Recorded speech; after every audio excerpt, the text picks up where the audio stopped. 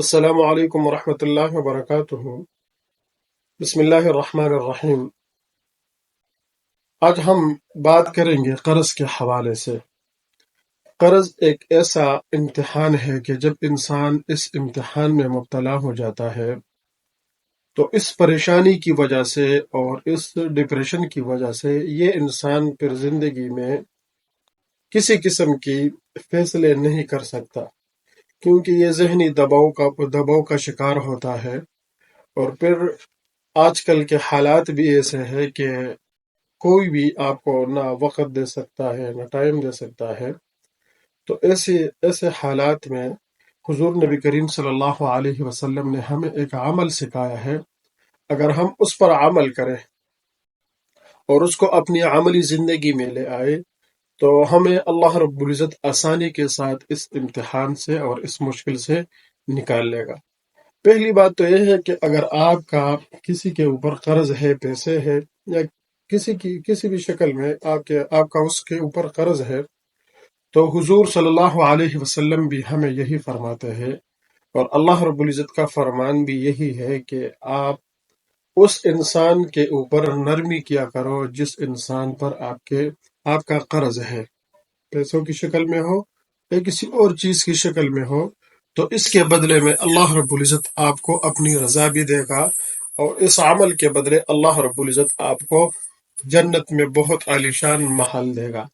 کیونکہ جب آپ اللہ کے بندے کے ساتھ نرمی اختیار کرتے ہو اور اس کے ساتھ آپ نرمی سے پیش آتے ہو، حتیٰ کہ آپ کا حق بھی ہے اس کے اوپر، اور آپ ایک جائز مطالبہ کرتے ہو اس سے، اور پھر بھی آپ اس کے ساتھ نرمی کے ساتھ پیش آتے ہو اور بہترین اخلاق کے ساتھ پیش آتے ہو، تو اللہ رب العزت بہت زیادہ خوش ہوتا ہے۔ وجہ اس کی یہ ہے کہ اس بندے کے ساتھ اللہ رب العزت بہت زیادہ محبت کرتا ہے۔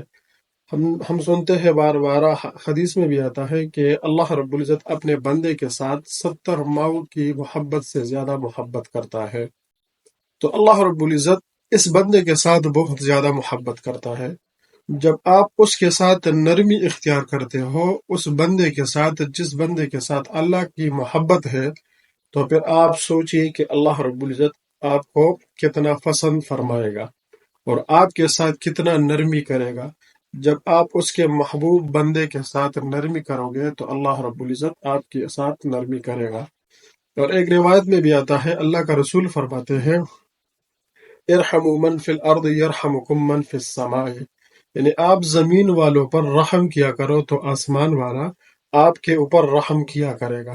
تو آپ اگر اللہ کے بندے کے اوپر رحم کرو گے تو اللہ رب العزت ضرور آپ کے اوپر رحم کرے گا۔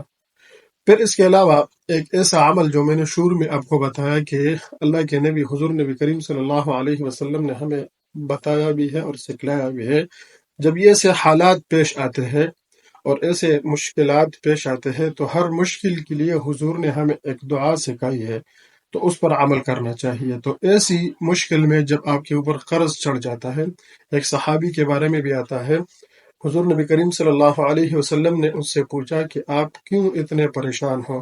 تو اس صحابی نے عرض کیا کہ یا رسول اللہ، میرے اوپر قرضہ ہے اور بہت زیادہ قرضہ ہے۔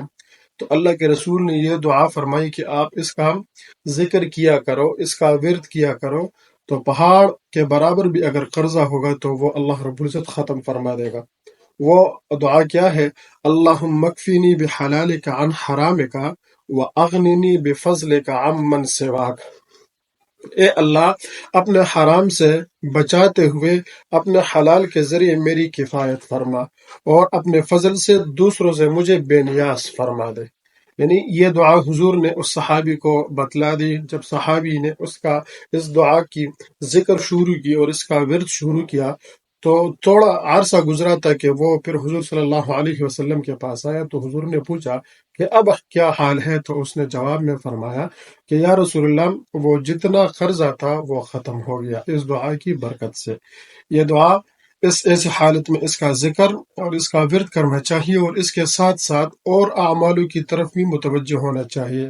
اگر آپ کا تعلق بالکل اللہ سے نہیں ہے، یعنی آپ پہلے سے نہ نماز پڑھتے ہو، نہ ذکر اذکار کرتے ہو، نہ استغفار پڑھتے ہو، نہ قرآن کی تلاوت کرتے ہو، پھر جب آپ یہ دعا مانگتے ہو تو پھر فرشتے پتہ ہے کیا کہتے ہیں؟ جب یہ دعا آسمانوں میں جاتی ہے تو فرشتے آپس میں کہتے ہیں کہ یہ آواز جو آ رہی ہے، یہ آواز تو جانی پہچانی نہیں ہے، یعنی ناشنا آواز ہے، ایسی آواز ہے کہ جس کو ہم نے کبھی سنی نہیں ہے۔ جب آپ کا تعلق اللہ سے مضبوط ہوتا ہے اور آپ پہلے سے باعمل اور نیک اعمال والے ہوتے ہو، اور جب پھر آپ کے اوپر ایسی حالات آ جاتی ہے اور پھر آپ اللہ سے یہ دعا کرتے ہو، تو پھر فرشتے کیا کہتے ہیں کہ یہ آواز جانی پہچانی لگتی ہے، یہ آواز کسی پہچان والے کی لگتی ہے، تو فوراً اللہ رب العزت پہ اس دعا کو قبول کر لیتا ہے۔ تو ایسے حالات میں یہ دعا پڑھ لینی چاہیے۔ یہ حضور صلی اللہ علیہ وسلم سے نقل ہوئی ہے، اللہم اکفینی بحلالک عن حرامک واغننی بفضلک عمن سواک۔ تو اللہ رب العزت مجھے بھی اس پر عمل کرنے کی توفیق عطا فرمائے، اور آپ سب کو بھی اللہ رب العزت اس پر عمل کرنے کی توفیق عطا فرمائے۔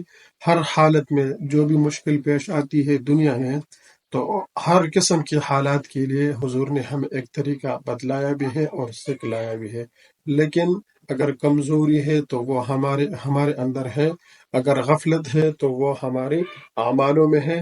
تو اس غفلت کو اور اس کمزوری کو ختم کرنا ہے۔ اللہ رب العزت ہم سب کو ان تمام طریقوں پر عمل کرنے کی توفیق عطا فرمائے جو ہمیں حضور صلی اللہ علیہ وسلم نے سکھائے ہیں۔ السلام علیکم ورحمۃ اللہ وبرکاتہ۔ جزاکم اللہ خیر۔